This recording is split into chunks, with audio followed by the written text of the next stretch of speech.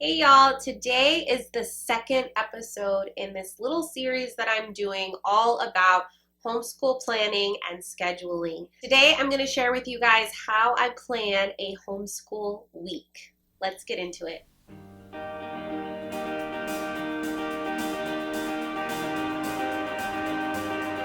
All right, y'all, first of all, welcome back to the channel. If you are new here, I'm so glad you clicked that play button for the very first time. I am Kaela, a second generation homeschool mom to two girls aged 7 and 4 in Texas, and this is Ode to Abode, a place where I love to talk about home education, homemaking, and parenthood. If you love those things too, please consider joining the club. Click that subscribe button. Click that notification bell so you'll be one of the first to know when I make a new video. So last week I did a really fun collab video where I showed how I am trying to plan for our whole school year. And after doing that collab, I really thought that I should kind of make this into a little series. So this is going to be episode 2 of our planning series, if you will. And in this video, I'm going to share how I generally plan for a school week. If you haven't yet watched my collab video planning out our whole year for doing year-round homeschooling, I'll put it right here. I'll link it below. So after you watch that video, you know that we kind of do school for a 6-week chunk of time, and then we take a break. And then within that, on a week-to-week basis, I will sit down typically on a Saturday afternoon or a Sunday afternoon and just kind of look at what we need to cover for that week and plan it out, write it down, and make sure we get everything done that week. We do generally stick to a 4-day school week, with Fridays being our fun, free day. That's the day where I film my videos. That's the day where my kids can do like art projects, more unschooling, child-led type learning. If we're going to do a field trip, we'll do it on Fridays. I really do try to keep Fridays very fun and very laid back.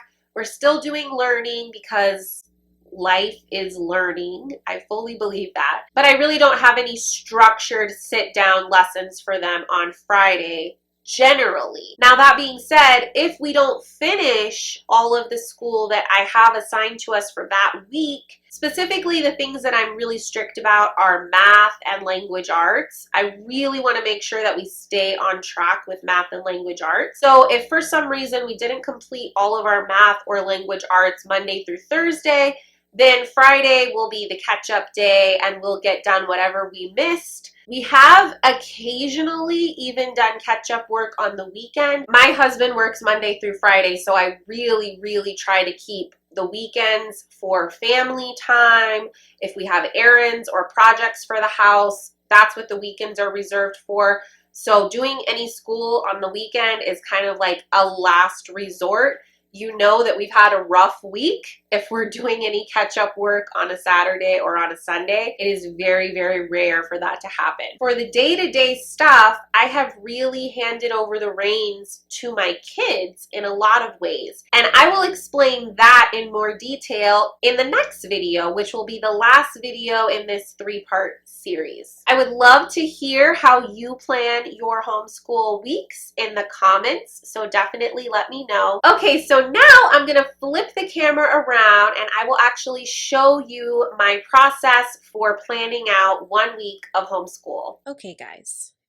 Yes, I did paint my nails before starting this because I love my nails done. All right, so my essential items for planning week to week are my planner, of course. This year I've been using a Happy Planner. It's not specific for academics or for homeschooling, but I make it work for my needs and purposes. By the time you watch this video, we will already be well into this week, but I am planning for this week in advance as a sample week to show you guys. Other essential items that I have are my erasable pens. I absolutely love erasable pens. This is my favorite brand right here. It's a little expensive, but in my opinion, so worth it.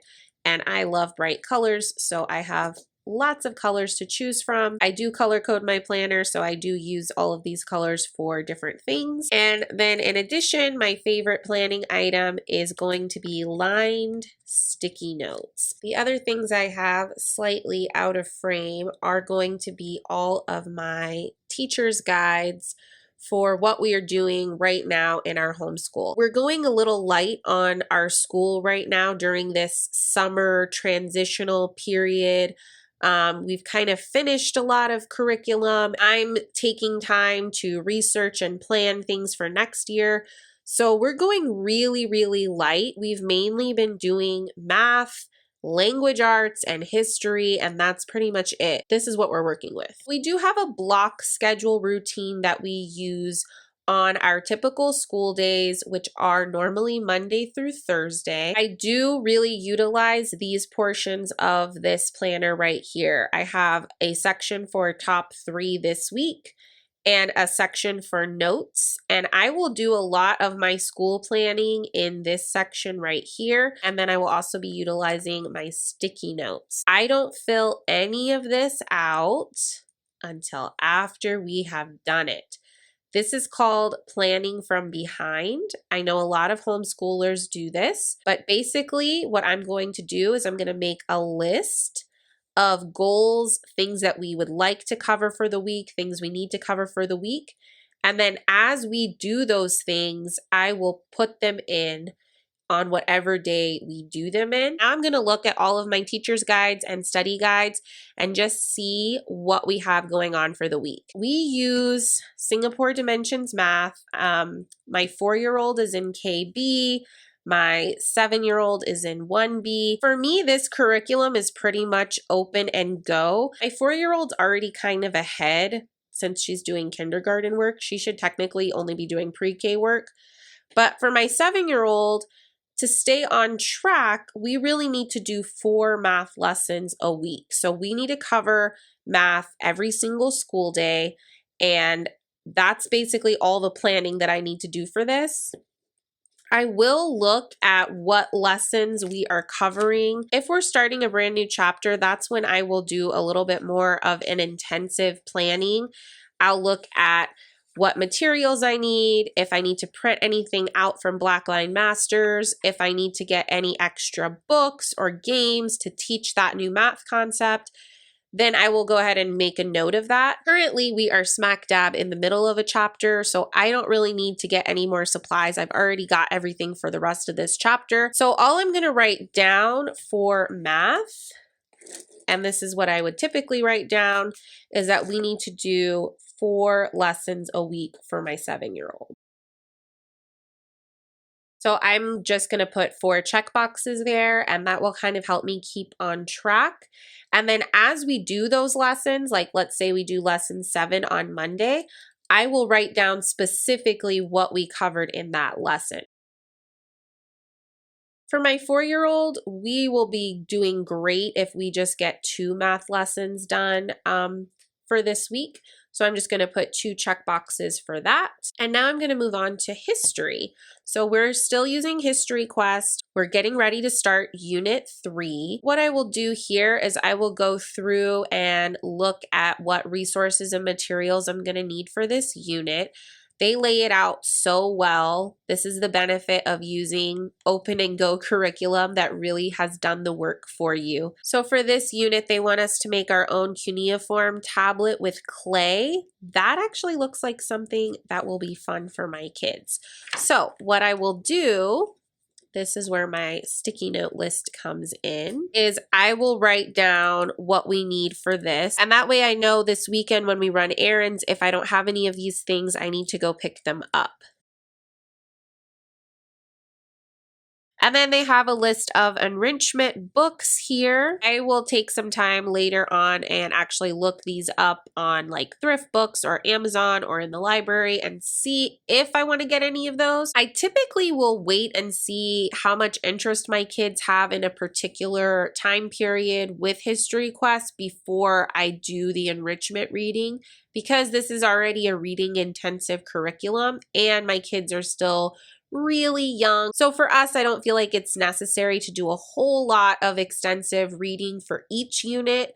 But I will definitely keep these in mind, and I appreciate that they give me this little list. Everything else in here, I already have the materials for. I kind of already have an idea of how we will use the suggested activities. So that is pretty much the extent of the planning that I needed to do for history. And then over here in my notes section, I will just put HQ, and I will do 2 squares because I like to try to have 2 separate days where we're covering our history unit. Typically, the first day we will use for our reading and kind of just introducing the time period, introducing the topics, the vocabulary. And then the second day we will use for hands-on activities or more enrichment or more research. And those 2 days typically give us enough time to cover an entire history unit. If for some reason we can't cover the unit well or answer all of my daughter's questions or what have you in those 2 days, then we'll just continue on with the same unit on the following week. But doing history twice a week at this point, at the age that they are, is really perfect for us. Now we're going to move on to language arts. Again, I use curriculum that is very much open and go, and I have our pages bookmarked. So I already know where we are with this. I don't really need to do a whole lot of prep with All About Reading because once you use All About Reading, most of the lessons are formatted in very similar ways and it's very much open and go.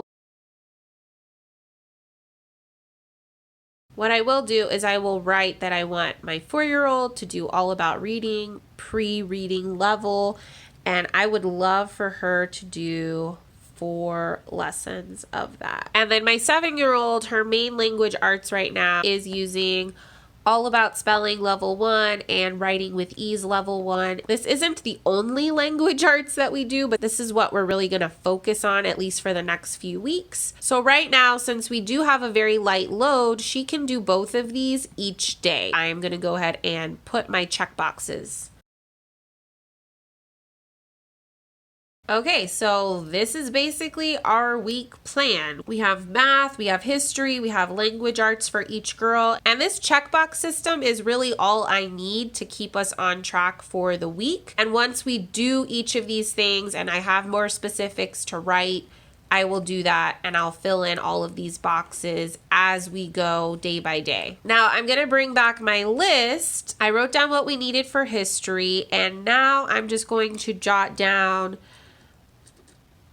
what I call RAT, which is read aloud time. And so this is what we have going on for read aloud time.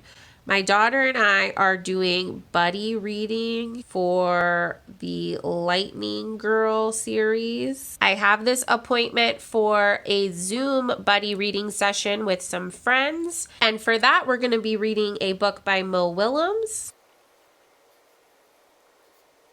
So this is just kind of a list of the main focus points that I have for this week. And now I basically have all the information that I need to keep us on track for a school week. It's so simple. I am not reinventing the wheel here. Typically, this will only take me about 10 or 15 minutes to do this much planning every week, and it is just enough to keep us on track. As I said before, we do usually have more subjects that we're covering. We'll usually have some science or some geography in here as well, or maybe a unit study that we're doing. So that's just a full disclosure for you guys. My week is a little bit lighter than usual. All right, y'all, hopefully you found that helpful. I know a lot of us are in the planning phases right now, and if you're new to homeschooling or this school year will be your first school year homeschooling, I know that you really want to get as much inspiration as you can and see all the different options out there for planning and schedule and routine and all of that stuff. If you did enjoy this video or you found it helpful, please give it a big thumbs up. As always, thank you so much for watching. Happy homeschooling. I'll see you in the next video.